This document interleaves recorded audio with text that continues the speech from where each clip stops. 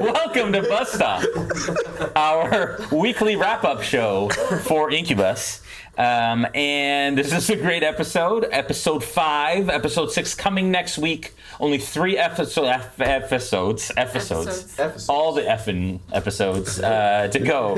And we're very excited. It is very late, and we're a little giddy, so prepare for that and buckle up because it's going to be a fun ride. How's everybody feeling? Powerful. Just in general. Yeah. One word. How are you feeling, Frank? That's a good one. That's the word. Chad? Invested. Okay. Ooh. Wow. Okay. That's Very a good curious. One. Yes. That entire combat, this is more than one word, obviously. Yeah. If you can't count. No, yeah. It's too many. It's too many words. Powerful. Powerful. Very powerful. Wow. Got to use some cool Dara stuff. Yeah, I-beams, I heard. Yeah, better word. Surprised. I heard some Homelander. There you go. Some Darlander. Yeah. Darlander. Driven. Ooh. Why? I'll tell you in a second. Go. Supportive. Yeah. Okay. Dangerous. That's right. To Magvar. Tell us about what happened there. Why dangerous to Magvar? Because I think Mickey only did damage to Magvar in this combat. Is No, that that's not true. He took out killed the the last dude. word. Oh, yeah, you literally, never mind. Sorry. Dangerous across the board. Yeah. Come on. Yeah, you literally. I murdered that guy. So good. So good that the DM forgot about it. Yeah. You murdered him so I hard. totally Mickey. killed him from this game, but from your memory. So like never existed. I didn't know he existed. That's for sure. Oh, yeah. Yeah. Behind that house the whole time. The whole time. What were you going to say after you gave your one word? No, I was just, I was, when, I say invested because I started to see, and none of this combat went the way that I guess I would foresee it happening when, building stuff like this. 2 of the monsters were knocked out off the bat. They all had those nets on them that would allow them to restrain different creatures. And Magvar comes in and just decimates them immediately. Yeah, it's bad. So, and as a DM... Thunder wave? Yeah. And as a DM, I love that, I like that. My player's going to feel powerful because it means that I've underestimated them in some way, shape, or form. So I need to reevaluate how I'm creating some encounters to make sure that is... No, I think you did great. Oh, thanks, man. Yeah. No, and I just it was very interesting to watch how this all played out this time. Very much so. Yeah, and then Dara coming in, just using all this paladin stuff, knocking this this creature with just 2 hits with a lot of hit points down off of it. Yeah. That was fun. Yeah, That was a lot of fun. Yeah. You came in big hot. Yeah. I mean, I love the RP stuff. And, I try to roleplay as much in combat as possible, too. But, Dara being a paladin, that Divine Smite comes in real handy. Especially when it's a really hot hit. So that was a lot of fun. And the first time getting to use the mystical tattoo from Hellbent. Ooh, yeah. Watching those laser beams come out, man. I rolled, I believe, a couple nat ones on some saving throws this combat. But what I don't think has happened yet, and correct me if I'm wrong, no one's rolled a nat 20 on an attack yet, have you? No, there hasn't been a crit hit yet. Man. and we didn't add the nat ones, I don't think, to that. But there was at least 3 or 4. There was a lot of nat ones this You're round. disproportionately rolling low. Yeah. I believe. Yeah. That roll was real that good I at that this did was a time. 19. Yeah. But I think that's the best I've rolled. Yeah. Shooting from All the good. bottom. I Had a like lot it. of fun though. It's a lot of fun. And this is to kind of go back to a question we've asked here before. Combat, we get to see you guys play and bounce off each other, and to see that. I'm sure Jason will have a better question of the insight as I was just, trying to watch the board. I'm curious of what your guys' thoughts are of where the very last statement was left off, where we wrapped up with what that captive Warforged said to you. Curious about who it is. Oh, yeah. I think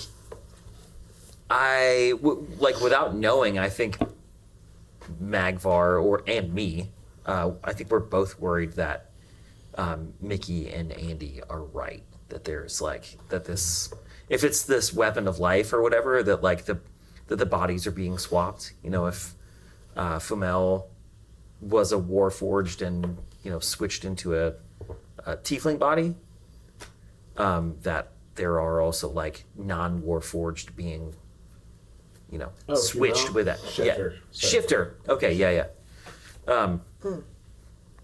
Then, yeah, I mean, like what's happening to that consciousness, and it, I think that maybe we're afraid that we know the answer. We just learned it. Yeah. Yeah, and you guys witnessed a lot of Warforged body horror. Yeah. And all of that. Greg Cronenberg was awesome. Yeah. Super creepy. What are your thoughts on that and how that might fit into the story? I think it's awesome, man. I think it's like there's so many unique beats in the story so far, like the upside down rain and just the way like so much of the information has been presented, the way that Chad has set everything up as a DM. It's just been like really fun and cool, and I think it's like stuff like tattooers and people can relate to. Like we like movies and weird cult classics and body horror and stuff, and it's just rad to see like this really cool kind of subject matter like tossed in the D&D too, and it's like part of the plot points, and Callbacks like that usually come from like high fantasy places. At least when I've played D&D, it's like this kind of sounds like Lord of the Rings. This kind of sounds like Game of Thrones. This kind of sounds like I've never played an Eberron before, and this kind of like steampunk body horror sort of like film noir aspect of just like playing that with like there's things that seem like electricity, but they're not. Technology that's not really like computer based. Like it's like this cool little melding of like high fantasy and sci-fi and also horror that I've just never played D&D in. So that's really cool that like every twist and turn you're like, I don't know that. You know, like that's been really interesting because I feel like a lot of the times you get stuck in those tropes that you're just like, oh, and then it's just a monster you already know or something you kind of know how it's going to play out. Even if you're not metagaming or you don't know a ton about D&D, you're like, okay, that sounds like a monster I've seen a million times, So like that's been really interesting that it's like, oh, the Warforged has human teeth. Cool. That's I'm going wild. to have nightmares about that later. yeah. That's just crazy interesting. Cool image. Yeah. I was listening to Keith Baker, the creator of this world, in an interview, and he was talking about pulp noir and how to really raise the stakes in Eberron and what that means. Because pulp noir is, if you want to create that feeling that we used to get from those old films, he's like, raise the stakes and then raise them higher. And I guess to me, specifically with the previous combat, it was like, all right, so if you're on a sky ship, let's say it was in the ocean and you saw harpies. So harpies try to guide people off the ship. Well, you know what's going to raise those stakes? What if there's no water underneath? Creating those larger stakes, and when you're building worlds, and pulp noir specifically, has been really interesting because you kind of want to make it like a safe place for your players, but you want the stakes to be real and death to be on the table. For real. Yeah. Very much was. You used the word support, Beth.